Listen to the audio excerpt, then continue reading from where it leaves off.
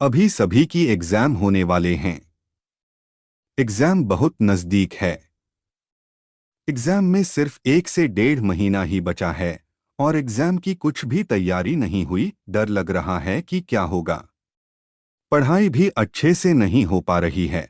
पढ़ने का मन ही नहीं कर रहा है और पढ़ रहा हूं तो कुछ याद भी नहीं हो रहा है। इस तरह की प्रॉब्लम आपको भी आ रही होगी।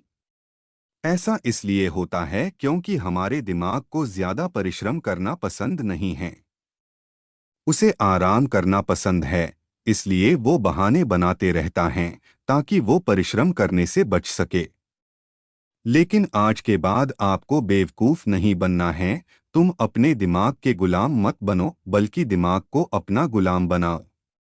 फिर देखो कैसे पढ़ाई में मन लगता है।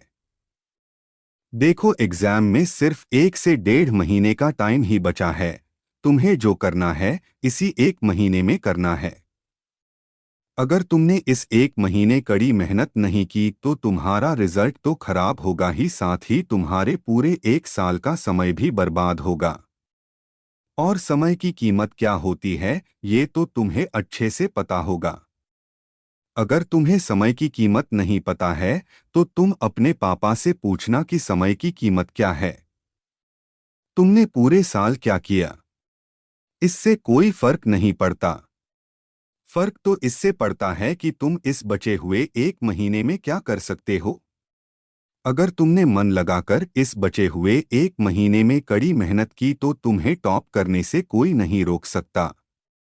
बस बात तो यह है कि तुम पढ़ते कैसे हो। मेरी बात मानकर तुम 1 महीने के लिए संन्यास के मूड में चले जाओ। अगर तुम क्लास में अच्छा रैंक लाना चाहते हो, अच्छे नंबर से पास होना चाहते हो तो तुम इस 1 महीने के लिए पूरी तरह संन्यास के मूड में चले जाओ और भूल जाओ उन सभी चीजों को जिससे तुम्हारा ध्यान भटकता है। व्हाट्सएप, इंस्टाग्राम, इन सभी को यूज करना एकदम कम कर दो, ना के बराबर। अगर तुम्हारी कोई गर्लफ्रेंड या कोई बॉयफ्रेंड हो तो उसे बोल दो कि 1 महीने बाद मेरी एग्जाम है। मैं तुम्हें एग्जाम कंप्लीट होने तक ज्यादा टाइम नहीं दे पाऊंगा। देखो यार, 1 महीना कोई बहुत बड़ा समय नहीं है। अगर तुम अपनी लाइफ बेटर बनाना चाहते हो तो तुम इतना तो कर ही सकते हो। वो कहते हैं ना, कुछ पाने के लिए कुछ खोना पड़ता है। तो आप इस 1 महीने के लिए कुछ चीजों का त्याग करो। जैसे मान लो एक दिन में 24 घंटे होते हैं, 24 घंटे में से 8 घंटे आप सोते हो, तो इसी 1 महीने आप 8 घंटे की जगह 6 घंटे ही सो और उसमें से जो 2 घंटे बच रहे उसे अपने पढ़ाई में लगा दो। और मान लो अगर आप दिन में 3 से 4 घंटे मोबाइल यूज करते हो, ज्यादा भी करते होगे, लेकिन मैं 3 से 4 घंटे ही कह रहा हूं, तो उस 3 से 4 घंटे को आप बस 1 महीने के लिए अपनी पढ़ाई को दो और मोबाइल को साइड में रख दो।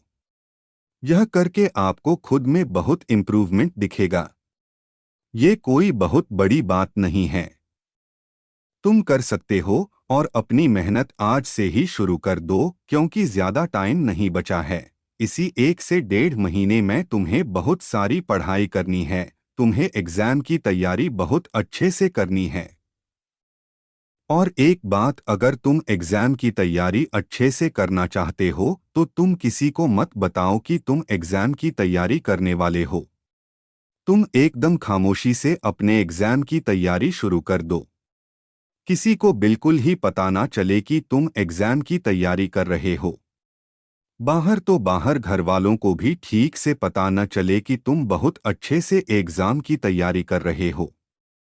मैं ऐसा इसलिए कह रहा हूं क्योंकि कई लोग ऐसे होते हैं, हर घर वालों को छोड़, जो तुम्हें कभी भी आगे बढ़ते हुए नहीं देखना चाहते। वो चाहते हैं कि तुम सबसे पीछे रहो। इसलिए चुपचाप किसी को बिना बताए अपनी जीत की तैयारी करो।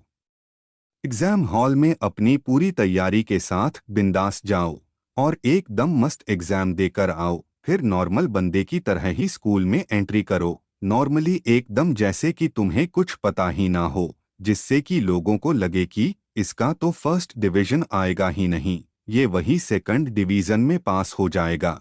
लेकिन रिजल्ट के दिन पूरे स्कूल में टॉप करके पूरे स्कूल को हिला दो, जिससे तुम्हारे जो हेड है, तुमसे जो जलते हैं, वो यह देखकर जलकर पूरी तरह राख हो जाएंगे। फिर क्या है, एक हाथ में रिजल्ट लो और एक हाथ में मिठाई का डिब्बा और घर चले जाओ।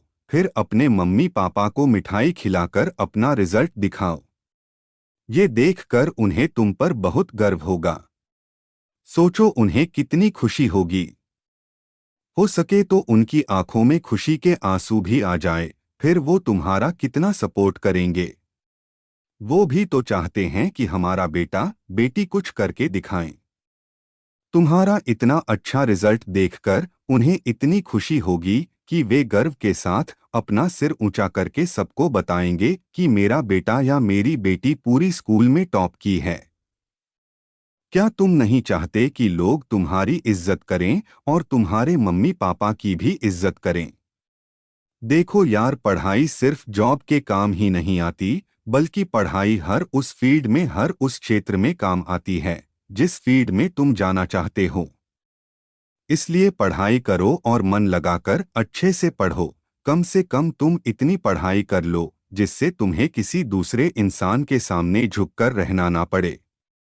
मैं उम्मीद करता हूं कि तुम मेरी बातों को समझ गए हो और आज से ही मन लगाकर पढ़ोगे और अपनी एग्जाम की अच्छे से तैयारी करोगे। जब भी तुम्हारा मन भटकता है तो तुम कोई एक भी मोटिवेशनल वीडियो देख लो, कोई अच्छा सा मोटिवेशनल सॉन्ग सुन लो और तुरंत अपने पढ़ाई के लिए बैठ जाओ। और हाँ, तुम कभी भी बैठ बैठ कर पढ़ाई मत करना। तुम एक टेबल लेना और चेयर में बैठ के पढ़ना, जिससे तुम्हारा कंसंट्रेशन अच्छा बनेगा और पढ़ाई में मन भी अच्छा लगेगा। तो देखो यार, पढ़ाई अच्छी से स्टार्ट कर दो क्योंकि एग्जाम में ज़्यादा टाइम नहीं बचा है। तुम इस एक महीने में बहुत अच्छे से तैयारी कर सकते हो, अगर तुम करना चाहो तो।